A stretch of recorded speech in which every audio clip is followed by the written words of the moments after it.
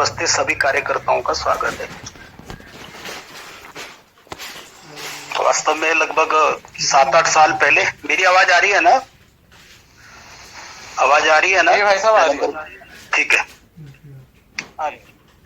तो लगभग 7-8 वर्ष पूर्व एक ऐसी रचना बनी थी जिसके अंदर पहले तृतीय वर्ष की सूची में से कुछ नामों को छांटकर अखिल भारतीय स्तर पर ऐसा एक वर्ग हो जिसके अंदर एक प्रकार से विचार के नाते से अपनी बात को रख सकने वाले ऐसे कार्यकर्ता, जिनको वैचारिक स्पष्टता हो, विचार का अध्ययन करने वाले हों, अध्ययनशील हों, ऐसे कार्यकर्ताओं को उसमें सामान्यतः बुलाया गया था।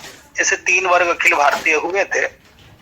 पश्चात फिर योजना बनी कि इसको क्षेत्र पर करना चाहिए, इसका दायरा ऐसा द्वितीय वर्ष क्षेत्र ऐसा थोड़ा थोड़ा व्यापक किया गया।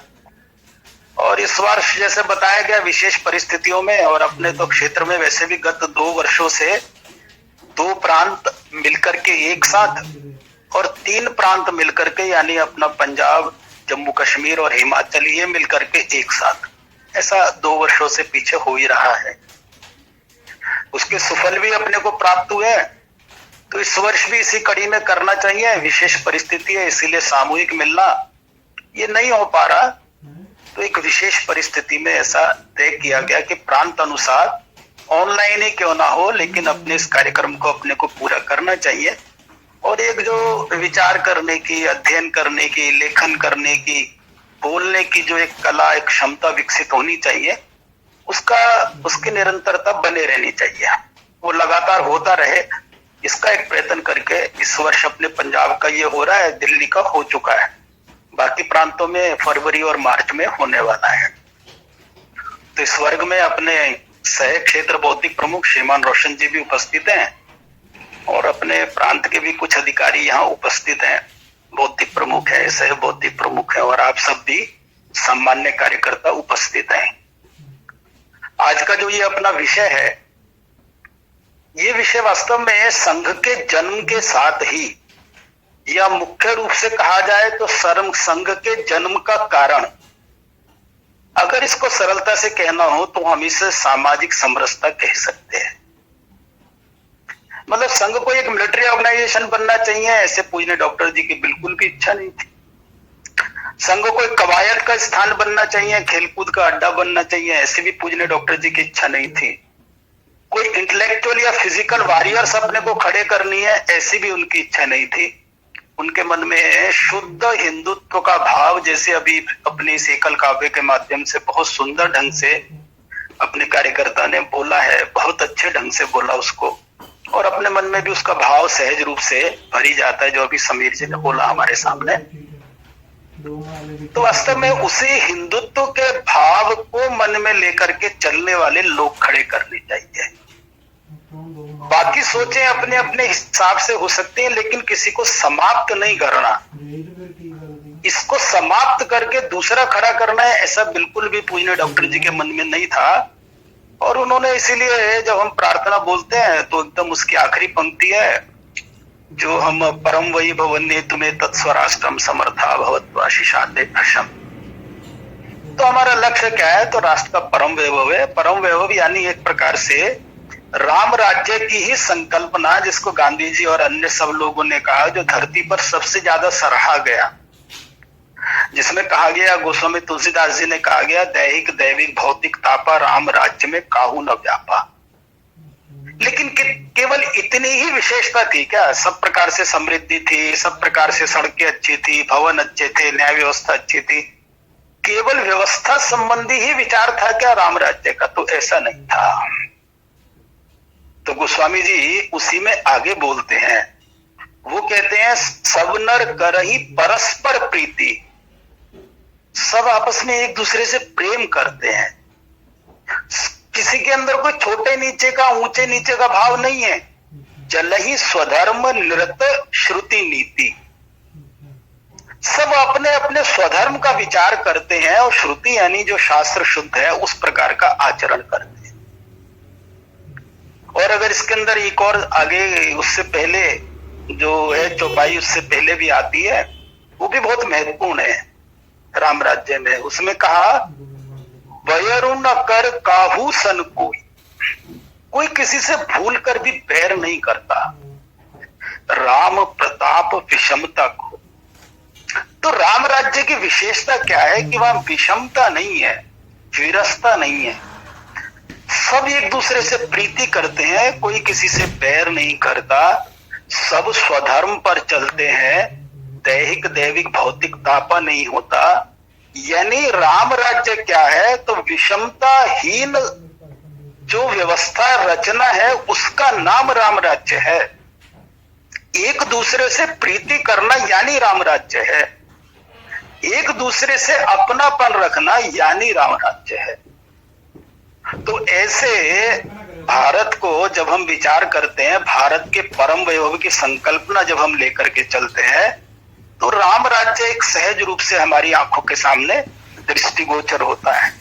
और उसी आधार पर हमारे मन में एक चित्र है, हमारे मन में एक स्वप्न है, हमारी आंखों की एक इच्छा है, एक बड़ा चित्र हम अपनी आंखों के सामने देखें। और वो क्या है कि भारत माता पुनः अपने विश्व गुरु सिंहासन पर बैठे। स्वामी विवेकानंद जी की बहुत प्रसिद्ध मुंह की कही हुई बात है, वो एक अनमोल वचन ही है हम सबके लिए। स्वामी विवेकानंद जी ने कहा कि मैं कोई दृष्टा नहीं हूं, मैं कोई दृष्टा नहीं, मैं कोई ज्योतिषी भी नहीं हूं, कोई एस्ट्रोलॉजर भी नहीं हूं मैं, लेकिन मैं अपनी आंखों से देख रहा हूं। कैसा देख रहा हूं?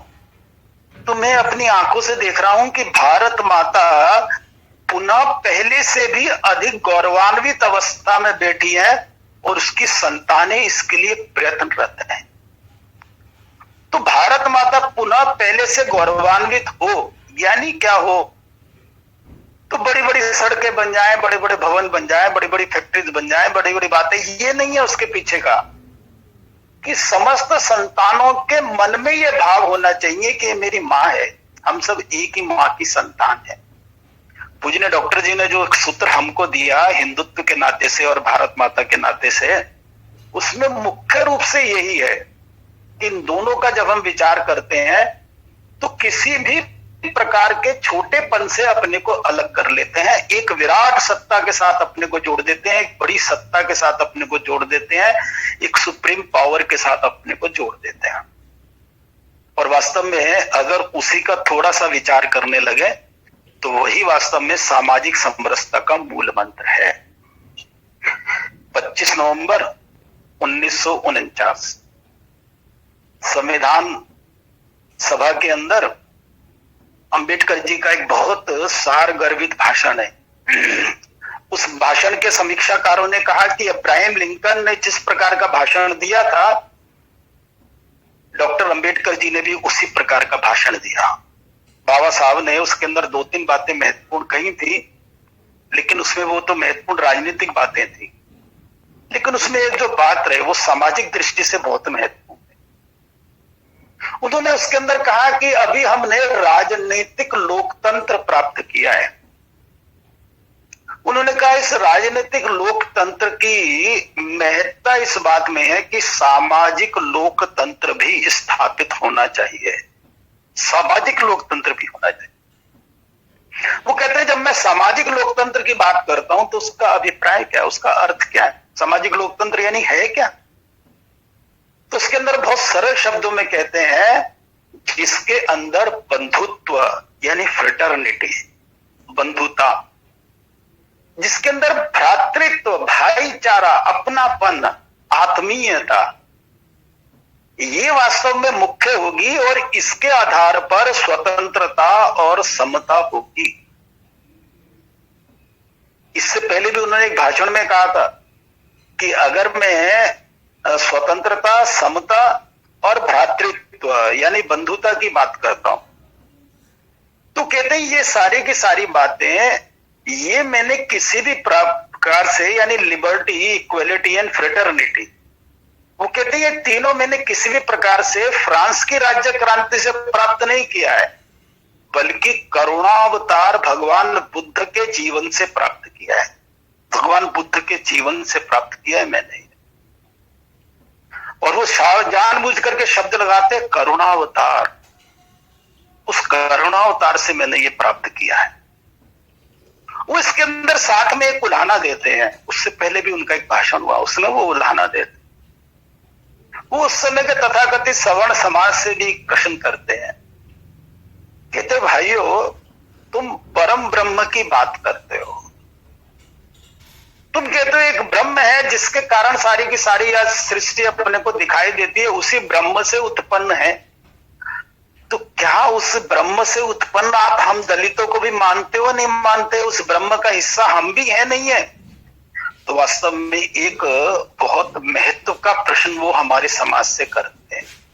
आज हम थोड़ा सा उसी विषय का विचार करेंगे कि वास्तव में उस परम ब्रह्म का हिस्सा, जिस परम सत्ता की बातें लेकर के हम सब चलते हैं, उस परम सत्ता, उस परम ब्रह्म का हिस्सा अपना समूचा समाज है या कुछ समाज को छोड़ करके बाकी शेष समाज है?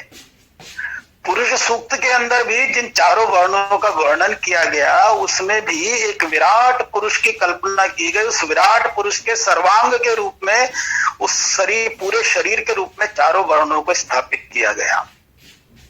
हालांकि इस प्रकार की व्याख्याएं भी कई बार विवादास्पद हो जाती हैं। हालांकि उस समय वो निरापद थी, किसी प्रकार का प्रश्न उस पर नहीं था, क्योंकि उसकी व्याख्याएं गलत ढंग से की गई, इसीलिए शायद वो प्रश्न खड़े हो गए हमारे सामने। अन्यथा वो प्रश्न नहीं थे, वो सहजता थी। लेकिन जब भी विचार किया गया तब समूचे का विचार किया गया, किसी छोटे का विचार नहीं किया गया। लेकिन फिर भी गड़बड़ तो हुई है, अपने कहीं ना कहीं दिक्कत तो आई है। लेकिन एक विचार हम सबको ये जरूर करना पड़ेगा, और वो विचार क्या है? दो तीन छोटी छोटी बातों को इसमें थोड़ा सा मैं संकेत करना चाहूंगा, क्योंकि अपने चयनित कार्यकर्ता वर्ग के स्वयंसेवक हैं और उनको कहीं ना कहीं उत्तर भी देना पड़ता है, उनको भी प्रश्नों के बीच में से निकलना पड़ता है, उसकी थोड़ी स्पष्टता हो जाए, या स्पष्टता है तो और थोड़ा पक्कापन हो जाए। तो मैं केवल छोटे छोटे बिंदुओं के रूप में उसको रखता हूं। तो उसका पहला हिस्सा है कि आखिर अपना दर्शन क्या है। जैसा विवेकानंद जी को किसी ने कहा कि आप बहुत बड़ी बड़ी बातें कर रहे हैं, हिंदुत्व के बहुत बड़े व्याख्यान दे रहे हैं आप। स्वामी विवेकानंद जी का एक बहुत प्रसिद्ध व्याख्यान है 18 नवंबर 1893 को, जो उनका शिकागो के अंदर हुआ, और 19 नवंबर को भी उनका एक ऐसे भाषण हुआ जिसका नाम था the essay on Hinduism. Hindutva पर उनका एक भाषण हुआ है, जिसके अंदर उन्होंने बहुत वैज्ञानिक और सारे तथ्य और सामाजिक सब दृष्टि से हिंदुत्व को बताया। तो उसके बाद उनको प्रश्न हुआ कि अगर आपका इतना श्रेष्ठ धर्म है तो गड़बड़ कहां हो गई? हम लोग तुम पर राज्य कैसे कर रहे हैं, गोरे लोग तुम पर राज्य कैसे कर रहे हैं? विवेकानंद जी ने कहा धर्म तो हमारा श्रेष्ठ है, लेकिन आचरण में गड़बड़ हो गई। तो इसलिए वास्तव में हमारे पास चिंतन की कमी नहीं थी। अपना दर्शन तो कहता है, यजुर्वेद के अंदर बहुत सुंदर मंत्र आता है, मित्रस्य मा चक्षुषा सर्वाणि भूतानि समक्षंताम। यानी सबको किस रूप में देखना है? मित्र रूप में देखना है। और सब भूतों को किस रूप में उसकी समीक्षा करनी है? उसी रूप में समीक्षा करनी है, उसी रूप में देख करके उसी रूप में उसकी समीक्षा करनी है कि सब मेरे मित्र हैं। तो मित्र छोटा बड़ा कैसे हो सकता है जी? नहीं हो सकता। हमारा ऋग्वेद कहता है एकम सद विप्रः बहुधा वदन्ति। हम सब जानते हैं, यानी मार्ग अनेक होंगे लेकिन गंतव्य यानी मूल स्रोत एक है। एक हमारे यहाँ वेदों की ऋचा है और उसका अपने उपनिषद के अंदर भी आया है। उसके अंदर कहा कि ब्रह्म की जब इच्छा हुई तो उसने अपने को एक से अनेक किया।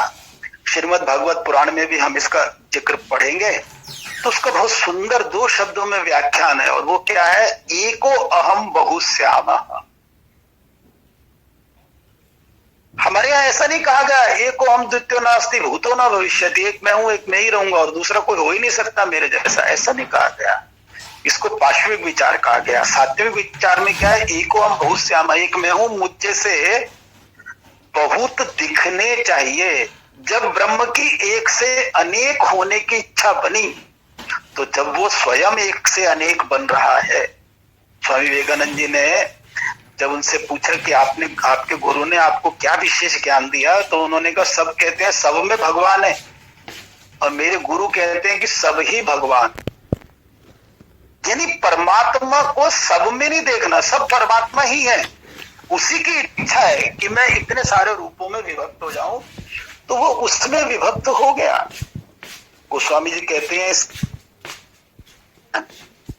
करहूं प्रणाम जोरी दुब्बानी, सिया राम में सब जग जानी। सारे संसार को कैसा देखना है, तो भगवान सीता और राम के स्वरूप में ही देखना है, उससे अलग नहीं देखना है। हम जब गीत गाते हैं, चंदन है इस देश की माटी, तपोभूमि हर ग्राम है, हर बाला देवी की प्रतिमा, बच्चा बच्चा राम।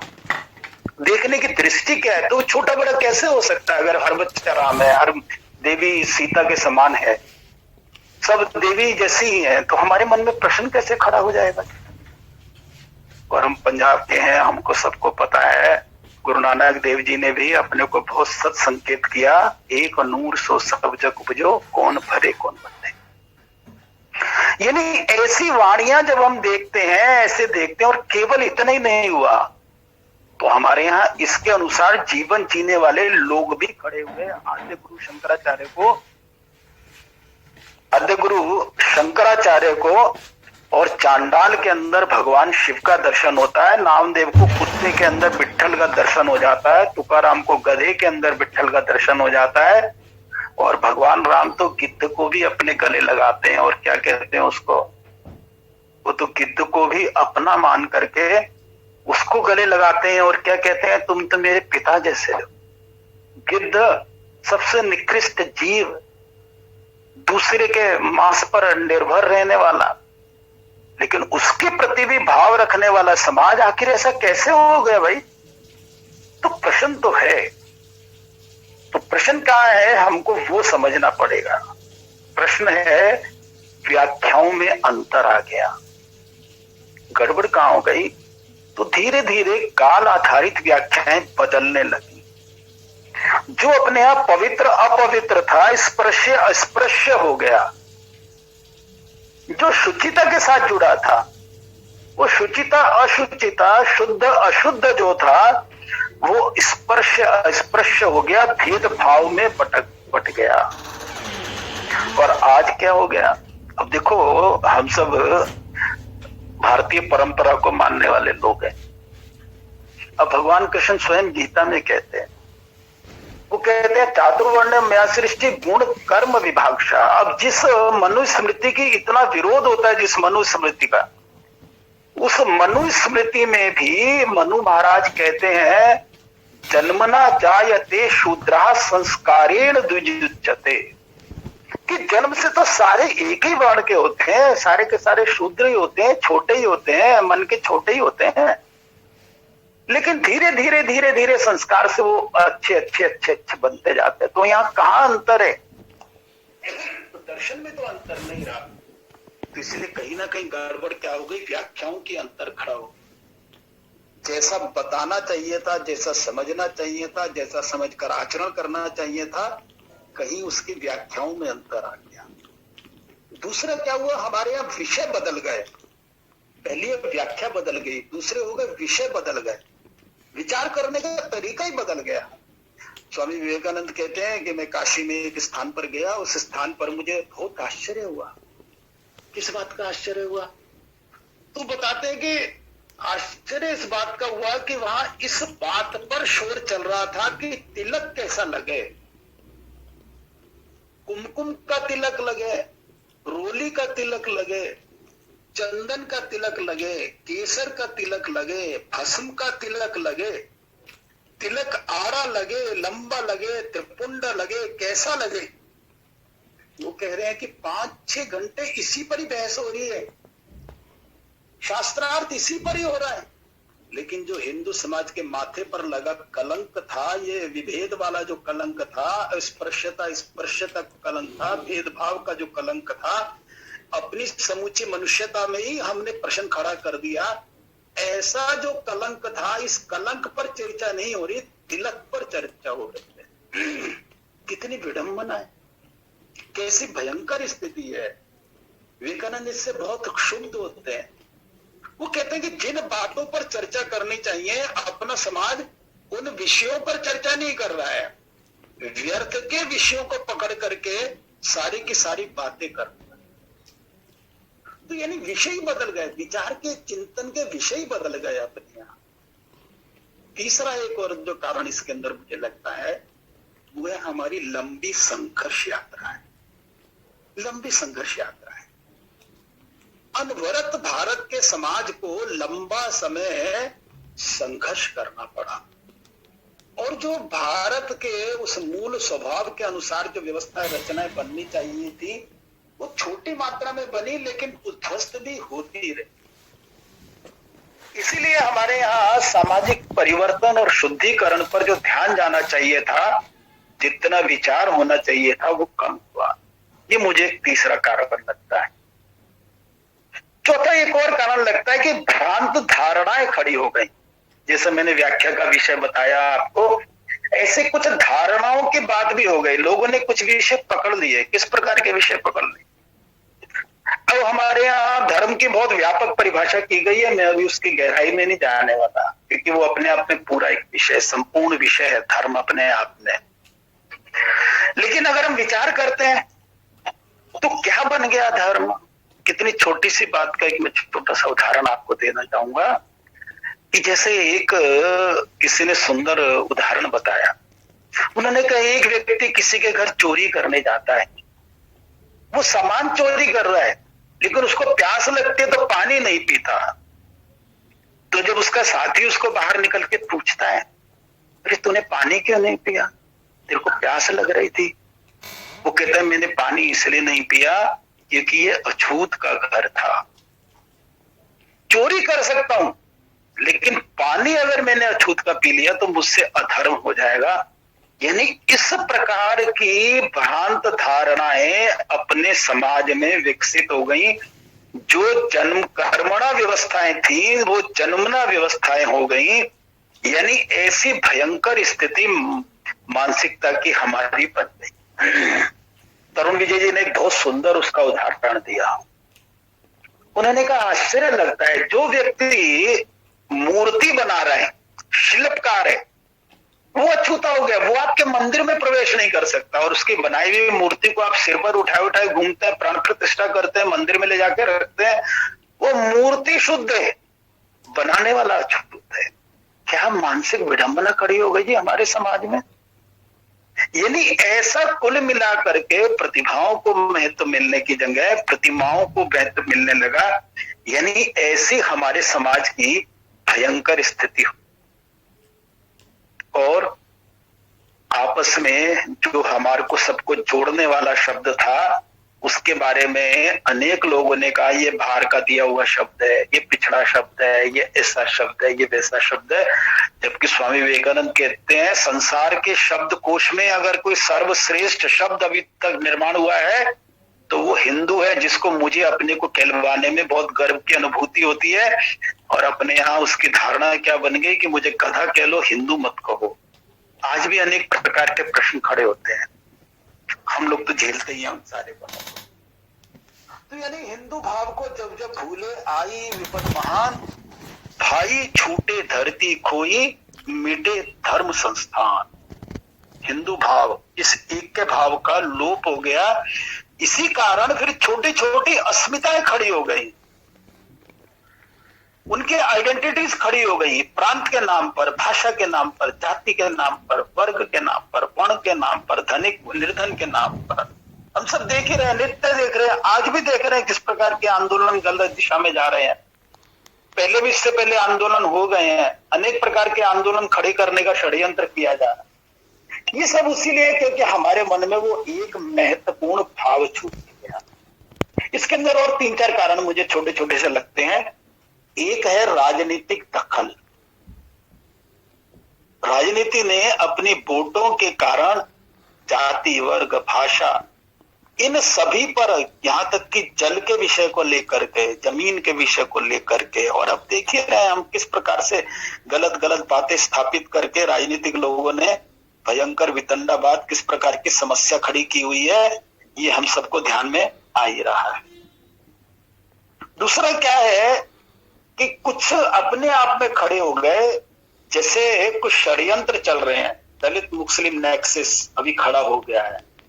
ऐसे अलग अलग नाम से, कोई माई के नाम से खड़ा हुआ, कोई अजगर के नाम से खड़ा हुआ, ऐसे अलग अलग प्रकार की आइडेंटिटीज लेकर के खड़े हो गए। आर्य द्रविड़ का, जाट सैनी का, मराठा दलित का, महार मराठा का, मूल निवासीवाद, ऐसे कितनी सारी समस्याएं अपने आप खड़ी की गई। फिर एक और भी हुआ कि मानवाधिकार की गलत व्याख्याएं अपने आप प्रस्तुत की गई। गलत व्याख्याएं प्रस्तुत,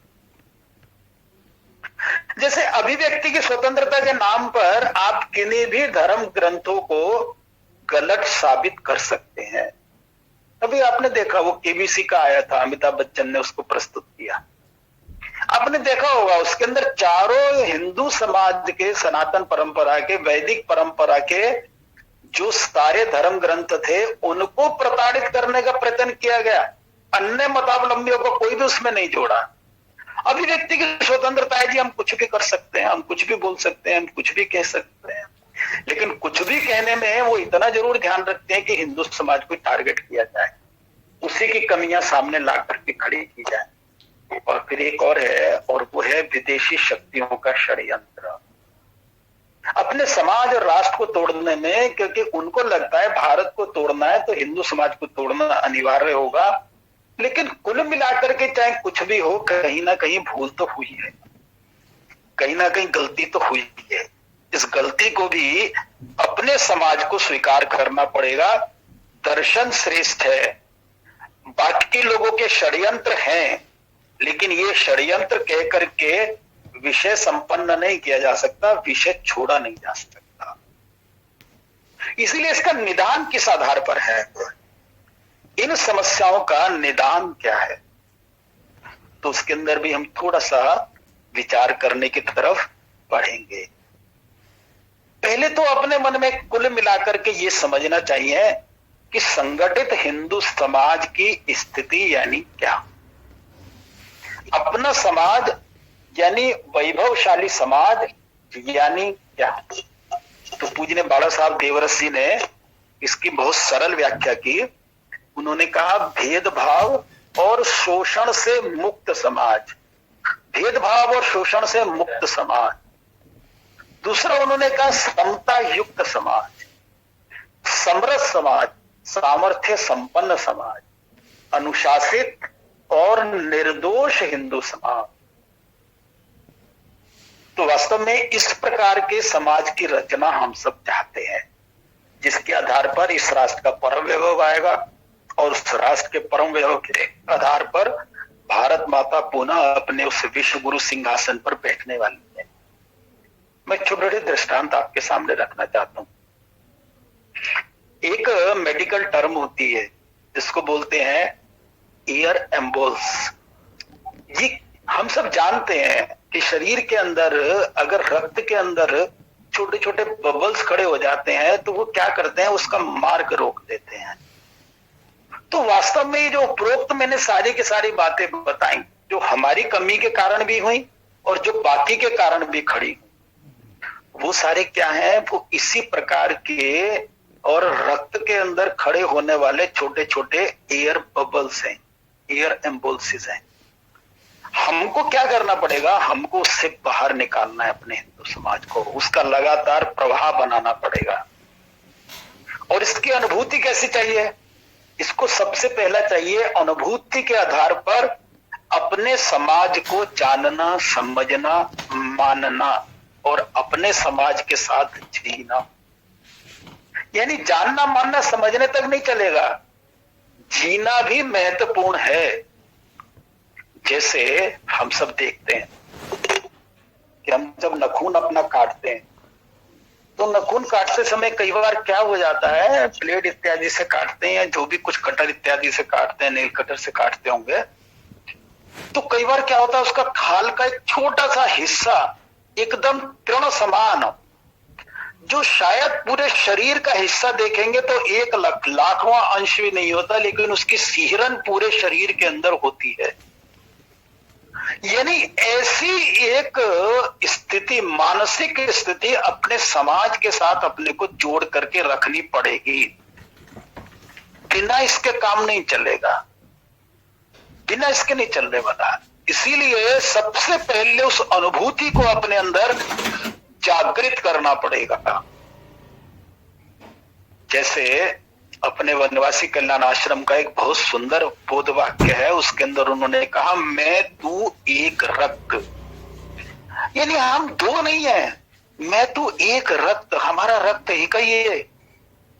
इसी प्रकार से मैं तू एक शरीर, एक मन, एक आत्मा, एक बोध, इस प्रकार के भाव भावना से जैसे माँ अपने बच्चे के प्रति रहती है, पिता अपने बच्चे के प्रति रहता है, उस प्रकार के भाव का जागरण पहले अनुभूति जन ने अपने मन के अंदर में पैदा करना पड़ेगा।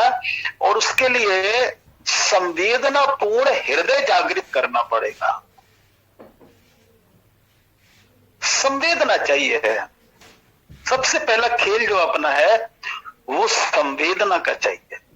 ये सबसे पहला काम है अपना, कि अपने समाज में उस अनुभूति के आधार पर, उस संवेदना के आधार पर जानना, मानना, समझना और जीना, ये अपने को करना पड़ेगा। दूसरा क्या करना पड़ेगा? दूसरा है आत्मीयता चाहिए। क्योंकि ये हमारी स्ट्रेटेजी नहीं है। क्या करे जी, अपना समाज अपने से दूर चला जाएगा, इतना बड़ा समाज दूर चला जाएगा, बताओ जी, ये भी हमारे विरोधी हो जाएंगे। अरे विरोध के झंझट में नहीं पड़ना अपने को, केवल इतना है कि वो मेरे हैं, मैं उनका हूं, बस। आत्मीयता पूर्ण अपना चाहिए, कानून के भय से नहीं, धर्म की युति के कारण, धर्म के कारण, मानव धर्म के कारण, मानवता के कारण, और ईश्वर ने हमको जिम्मेदारी दी है इसके कारण। तो दूसरा विषय मुझे लगता है आत्मीयता पूर्ण उस वातावरण को हमने निर्माण करना पड़ेगा। तो पहला विषय है अनुभूति जन्य संवेदना युक्त उस प्रकार का मानस तैयार करना। दूसरा विषय है अपने को आत्मीयता पूर्ण जीवन के अंदर प्रवेश करना पड़ेगा, सबके प्रति देखने की दृष्टि वो बनानी पड़ेगी। तीसरा विषय मुझे लगता है कि जाना आना करना पड़ेगा। भगवान भगवान राम जिस समय सबको विदा कर रहे होते हैं अयोध्या से, सब आ जाते हैं भगवान के साथ लंका से, सब विभीषण, सुग्रीव, अंगद, हनुमान, रावण सब आ जाते हैं, और भी अनेक लोग आ जाते हैं, निषाद राज आ जाते हैं, केवट आ जाते हैं, सब उनके साथ जो सारे वनवासी थे सब चले आते हैं। राम का राज्याभिषेक देखना है जी, इतना पवित्र समय है वो। तो भगवान क्या कहते हैं? भगवान कहते हैं तुम मम सखा भरत सम भ्राता। तुम कौन हो? तुम मेरे ऐसे सखा हो, मेरे अपने हो, और तुम भरत के समान मेरे भाई हो। तुम मम सखा भरत सम भ्राता सदा रहो पुर आवत जाता। तुम सदा आते रहना, मैं भी आता रहूंगा, तुम भी आते रहना। तो ऐसे अपने समाज में जब आत्मीयता है, जब अनुभूति जन्य संवेदना युक्त जीवन है, तो फिर क्या करना पड़ेगा? अपने को जाना आना शुरू करना पड़ेगा। केवल जाना नहीं और केवल बुलाना नहीं, तो जाना आना शुरू करना पड़ेगा। ये मुझे तीसरा काम इसमें ध्यान में आता है। चौथा क्या? सम्मान। अंबेडकर जी कहते हैं कि हम भी 2 रुपए किलो चावल खरीद सकते हैं, हमें क्या दिक्कत हो रही है? अरे हमें तुम्हारा चावल वावल नहीं चाहिए, तुमसे पैसे का कोई सहयोग नहीं चाहिए, तुम्हारा सम्मान करो भाई। अंबेडकर जी 1927 के अंदर जो चावदार तालाब का इतना बड़ा मूवमेंट चला, उसके बाद जब लाठीचार्ज हुआ, सब हुआ, बड़े लोगों ने बहुत त्रस्त किया उनको। बाद में कुछ लोग उनसे क्षमा याचना करने आए, तो उन्होंने कहा ऐसा करो, ये व्यक्तिगत मत मांगो, आप इसको अपने मंचों से कहो कि ये भी हमारे अपने हैं, हम इनका सम्मान करते हैं। अंबेडकर जी जिस सामाजिक लोकतंत्र की बात कर रहे हैं, उसमें ये सामाजिक सम्मान सबसे ज्यादा महत्वपूर्ण है, धन की नहीं है, सामाजिक सम्मान जरूरी है। तो इसलिए मुझे चौथा बिंदु लगता है कि ये सामाजिक सम्मान तो इसलिए सम्मान जब बोलते हैं तो किस प्रकार के शब्दों का उपयोग करना, कैसे बराबरी में बैठाना, इस प्रकार का भाव मन में निर्माण होना चाहिए। और पांचवा बिंदु मुझे लगता है सहयोग। तो वास्तव में केवल लिप सिंपैथी नहीं चाहिए, तो उनको आगे बढ़ाने में हमारी भूमिका बननी चाहिए, क्योंकि मेरे तो है ना वो। और फिर मुझे एक अगला बिंदु लगता है सहभागिता चाहिए। केवल ऐसा नहीं है कि ठीक है जो हम कह रहे हैं वो करते चलो, बस तुम हमारी बात मानते चलो। नहीं नहीं नहीं भैया, तुम हमारे साथ बैठ करके बताओ क्या करना है, क्या ठीक है, कैसा करना है। इस प्रकार का वातावरण अपने को निर्माण करना पड़ेगा और नए नए अवसर देना पड़ेगा। कई बार खुद भी पीछे रहना पड़ेगा और अपने ऐसे समाज को जिसमें के मन में इस प्रकार के प्रश्न है, जैसे पूजनीय श्री गुरु जी ने कहा कि वास्तव में अगर हम विचार करते हैं तो ये सामाजिक समरसता है क्या, ये विरसता है क्या, अस्पृश्यता है क्या, ये छुआछूत है क्या। तो वो कहते हैं ये बड़े लोगों का छोटा मन है। जो अपने को बड़ा कहते हैं उनके छोटे मन का नाम भेदभाव है, उनके छोटे मन का नाम छुआछूत है, उनके छोटे मन का नाम अस्पृश्यता है। इसलिए ठीक कहाँ होना चाहिए, ठीक तो वहां होना चाहिए। इसलिए कई बार खुद पीछे रहना पड़ेगा, अपने ऐसे समाज को आगे बढ़ाना पड़ेगा। और संघ लगातार उस प्रकार के प्रयत्न करने में लगा है। इसके अंदर एक और बिंदु मैं जोड़ना चाहता हूं और वो है विश्वास जागरण। ये सारा हम कर रहे हैं, लेकिन किस लिए कर रहे हैं? उनके मन का विश्वास जागृत होना चाहिए। कहीं ना कहीं भ्रम बैठ गया है, कहीं ना कहीं छोटी मोटी कठिनाइयां खड़ी हो गई हैं, कहीं ना कहीं एक दूसरे को समझने में दिक्कतें खड़ी हो गई हैं, तो वो हमको ठीक करना पड़ेगा। एक उदाहरण किसी ने बताया था, उन्होंने बहुत महत्वपूर्ण उदाहरण दिया। उन्होंने कहा कि और एक स्थान पर ऐसा ध्यान आया कि मंदिर के अंदर प्रवेश का विषय आया, अपने संघ के कार्यकर्ताओं ने कुछ प्रयत्न किया, तो भी वहां जो वंचित समाज का वर्ग था वो वहां बाहर खड़ा रहा। उन्होंने कहा क्यों नहीं जा रहे अंदर? क्योंकि आज तो तुम्हारे साथ चले जाएंगे, कल तो कोई सी गाँव में है ना, कल को तो बहुत धक्का देंगे हमको। यानी विश्वास नहीं बना। मंदिर प्रवेश यानी विश्वास का आधार नहीं है, विश्वास पहले बनना है फिर मंदिर प्रवेश। इसलिए विश्वास का वातावरण बनना चाहिए। तो जब हम सामाजिक समरसता के नाते से विचार करते हैं, ये 7-8 बिंदु मुझे ध्यान में आते हैं। और इसके लिए प्रत्यक्ष करणीय क्या है? तो सबसे पहले अपना घर सामाजिक समरसता का आधार बनना चाहिए। सबसे पहले अपना घर, अपना परिवार, और उससे पहले मुझे उसका आधार बनना चाहिए। मेरी दृष्टि उस रूप में व्यापक होनी चाहिए। केवल संघ स्थान या संघ के लोगों के बीच में मेरी सामाजिक समरसता प्रकट नहीं होनी चाहिए। मेरे कर्मचारियों के साथ, मेरे घर में काम करने वाले माई के साथ, मेरे घर में कर्मचारियों के साथ किस प्रकार का व्यवहार मेरा रहता है, ये मेरा व्यवहार, मेरे परिवार का व्यवहार, सामाजिक कार्य करते समय मेरा व्यवहार और व्यवसाय के समय मेरा व्यवहार, इस प्रकार के चारों प्रकार के व्यवहारों का सूक्ष्म अन्वेषण करना पड़ेगा, सूक्ष्म विचार करना पड़ेगा, उसके ऊपर अपने को जाना पड़ेगा और उसके अंदर अपने को कसना पड़ेगा। मैं जानबूझ के शब्द उपयोग कर रहा हूं, कसना पड़ेगा। जब तक हम ये नहीं करेंगे तब तक हम कितनी भी दुहाइयां देते रहे, कितनी भी बात करते रहे, क्योंकि सामाजिक समरसता का विषय भाषण का विषय नहीं है, कर्म का विषय है, करणीय विषय है, आचरण का विषय है। और वो आचरण ही विश्वास और अन्य सब बातें जो मैंने कही उसमें प्रकट होने वाला है। कहने को बहुत सारी बातें और बहुत सारे उदाहरण दिए जा सकते हैं, लेकिन हम सब कार्यकर्ता विचार करने वाले लोग हैं, हम सब कार्यकर्ता चिंतनशील लोग हैं और इसके अंदर अधिक चिंतन करेंगे। बहुत सारी बातें बताई जा सकती हैं, लेकिन एक समय की भी अपनी मर्यादा है। हमने समय भी निश्चित किया हुआ है और आप सबको फिर अगली बार भी दोबारा स्वाभाविक ही जुड़ना है। तो हमको इन विषयों का गहराई से विचार करना और इसमें करणीय बातें जो है, मंदिर के स्थान पर जाते हुए क्या करना, बाकी समय कैसे करना, बस्ती में कैसा व्यवहार करना, ये सारी बातें, और घर के अंदर किन किन बातों को हमने आग्रह पूर्वक लागू करना, तो हम ये सब करेंगे तो मुझे लगता है जैसा संघ वातावरण चाहता है, जिस विश्व गुरु भारत की हमने कल्पना की है, जिसके लिए अनेक महापुरुषों ने अपने जीवन खपा दिए, ऐसा विश्व गुरु भारत, ऐसा परम वैभव संपन्न भारत और ऐसा निर्दोष हिंदू समाज हम खड़ा करने की स्थिति में आ जाएंगे। मुझे लगता है इस समय इतना ही कहना पर्याप्त रहेगा।